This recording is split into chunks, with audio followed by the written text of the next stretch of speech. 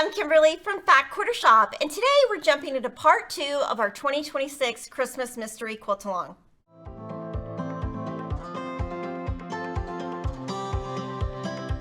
We're on week 2. We're making the Rejoice Fir-ever Block. You'll want to download week 2, week 1, and your fabric requirements. You can find the links to all of those free patterns in our description box. So you'll want to take your background and these 5 squares from your layer cake. We're using the Poinsettia and Pear collection by Sherry and Chelsea for Moda Fabrics.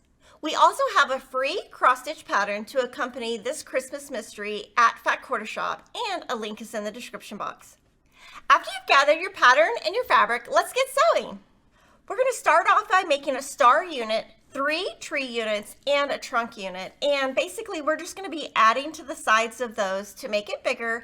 And this block is super easy down here. The hardest part is at the top. We're going to start off with the star unit, and that will be making the 4 flying geese that form the star.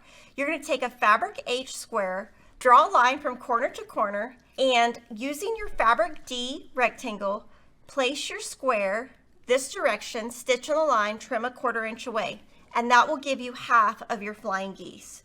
From there, you will add another fabric H square, stitch on the line, trim a 1/4 inch away, and then you will have pink flying geese units that finish at 1.5 inches by 2.5 inches. You're going to make 4 of those. Now we're going to make the square in a square that is the center of the star. We're going to be making 1 of these. You'll take a fabric G square, 2 fabric F squares, and we'll be doing the corner square method where you put these on each corner, stitch directly on the line, trim a 1/4 inch away, and then you have half of your unit. Then you'll want to do this on the opposing sides, and just make sure you lift up this fabric when you sew this fabric, so you're kind of sewing them like that. This will be your 2.5 inches unfinished square in a square unit. When you're putting your flying geese next to your square in a square, you want these points to match. To get them to match, you would poke your pin in the back of the flying geese and the front of the square in a square, right in the point. Even that out and pin.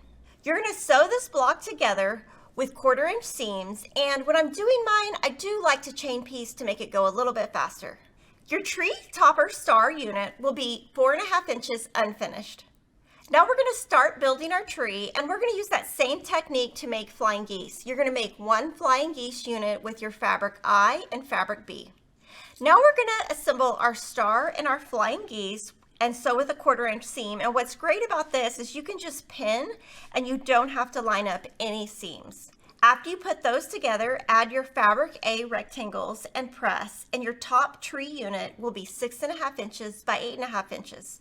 Now we're going to make our partial middle tree unit. You're going to take a fabric B square, draw a line, and we're going to place that on the left end of your fabric J rectangle. That will look like this. Then you're going to add another fabric B to the other end. This will be your partial middle tree unit. From here, you're going to add fabric D rectangles to each side, sew with a 1/4 inch seam, and this will be 2.5 inches by 8.5 inches.